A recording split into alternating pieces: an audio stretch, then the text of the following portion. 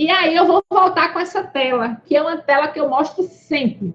Eu mostro nas milhões de informações que eu falo de planejamento, eu repito essa tela, já repeti para vocês, nas palestras que eu dou por aí pelo YouTube, eu sempre trago. Por quê? Porque essa tela é fundamental, gente. Celso Vasconcelos coloca no livro dele, Planejamento de Ensino, os níveis de planejamento, né? E a gente tem o quê? Os níveis de planejamento para poder chegar. Então, ó, é o PPP, o regimento é o currículo. Hoje a gente está falando de currículo, que desdobra no plano anual, depois do diagnóstico da turma. O que eu fiz com aquela agenda é fruto de diagnóstico da turma, né? Terceiro nível é você especificar cada vez mais o que você vai desenvolver da habilidade. E o quarto nível é você fazer a especificação, por exemplo, de uma sequência didática, né?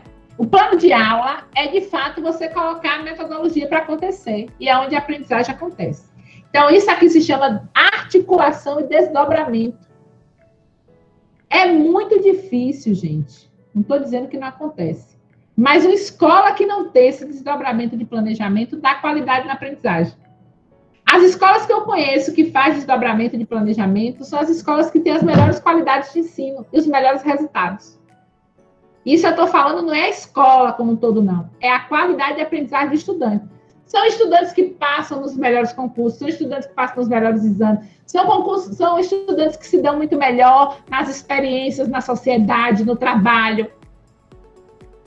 Por quê? Porque há um ponto de partida, há um desenvolvimento ao fazer na aula e a finalização, né? E aí é um pouco do nosso PPP, né, da nossa escola, e aí eu trouxe ele para a gente poder mostrar as metas de aprendizagem, que são muito importantes. Porque as metas de aprendizagem potencializam a aprendizagem, o professor sempre está fazendo, olhando, não só para a habilidade, mas para o alcance dessa meta, né? Então, a meta 1, a meta 2, a meta 3, a meta 4, a meta 5, a meta 6, a meta 7 e a meta 8. E aí, os instrumentos que a gente aplica para poder ver se essas metas foram alcançadas. E aí, fica a pergunta para vocês agora, né? Quais os pontos importantes que o coordenador deve focar no planejamento? Lembra que eu disse para vocês no último ponto que hoje eu ia trazer os pontos importantes, porque a gente discutiu muito na devolutiva do planejamento sem pandemia, depois a gente discutiu no planejamento com pandemia, e agora eu estou trazendo para vocês a sistematização disso, porque o próximo encontro eu já quero entrar em outro conteúdo com vocês, né? Então, é o seguinte, ponto 1, desdobramento dos níveis de planejamento. Gera uma maior qualidade no trabalho do coordenador, é ele fazer isso aqui, ó.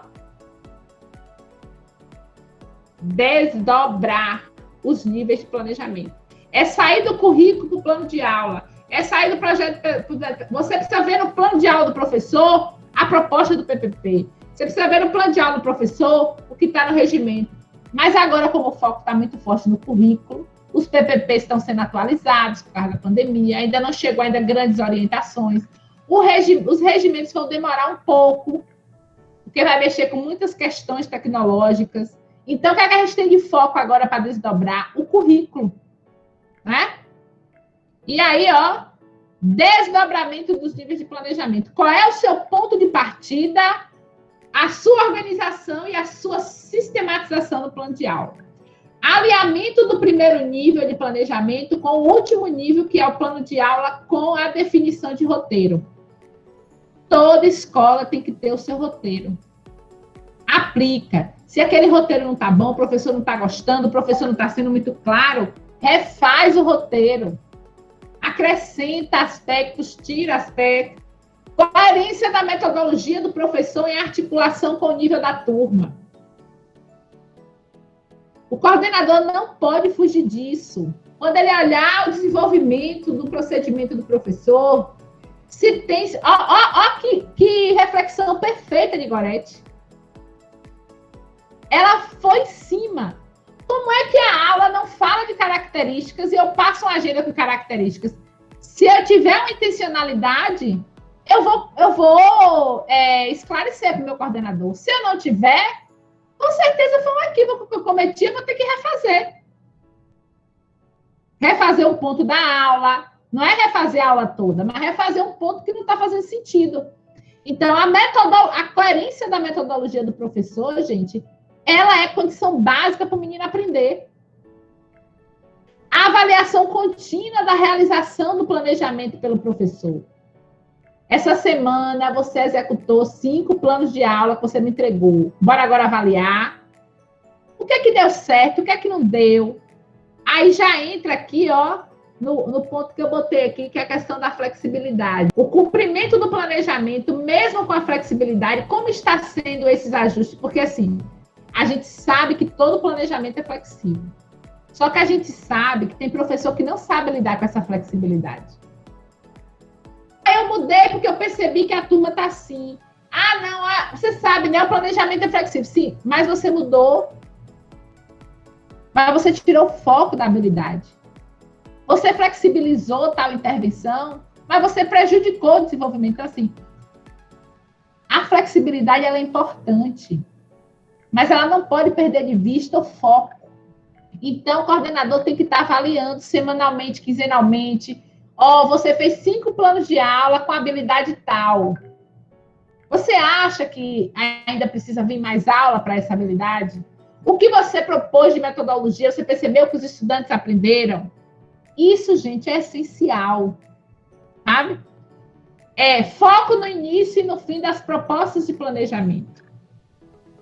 Os professores, às vezes, acontece isso por causa da demanda, porque família procura, porque estudante procura, porque isso. Às vezes, ele começa bem o planejamento e ele não conclui. Ele deixa pela metade. Aí o que acontece? Ele prepara 2 aulas para aquela habilidade. Aí, daqui a pouco, ele vai para outra habilidade e nem sistematizou aquela habilidade que ele deu 2 aulas. Ele se perdeu porque a demanda é muito grande, porque isso, por aqui, o emocional dele, enfim, são vários aspectos que levam o professor a iniciar o desenvolvimento da habilidade e não concluir. Às vezes, é o próprio professor que tem problema com iniciativa e acabativa. Viabilizar os recursos que estão propostos na metodologia. O professor, ele só pode executar uma metodologia se ele souber que vai ter aquele recurso para executar. Ou ele cria o recurso de forma alternativa, ou ele pede emprestado, ou ele solicita da escola, ou ele solicita do colega, mas ele tem que saber que a coisa pior do mundo, gente, é você botar no planejamento algo, que chegar na hora você não vai fazer, porque o que você solicitou não chegou. Então, não, se você não tiver certeza, não bota. Porque isso compromete a aprendizagem do estudante. Né? Formar o professor a partir dos níveis de planejamento. Né? É a pergunta que eu fiz, que Suzana fez assim, que pergunta importante.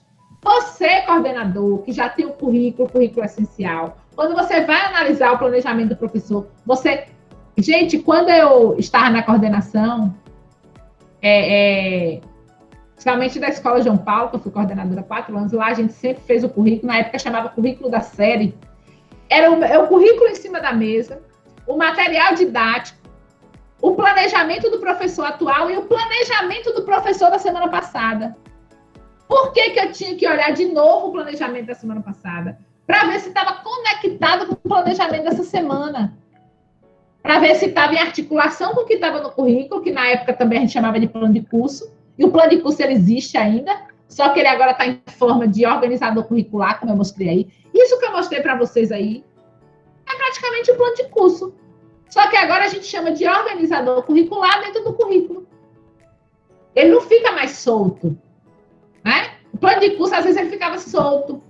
A gente colocava os objetivos, ou colocava as habilidades e preenchia as tabelas e pronto. Né? Então, eu elenquei, né, basicamente esses 8 pontos.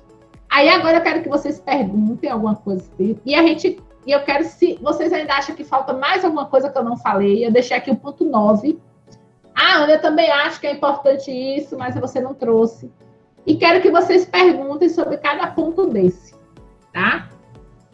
Então, espero que vocês tenham gostado do vídeo de hoje.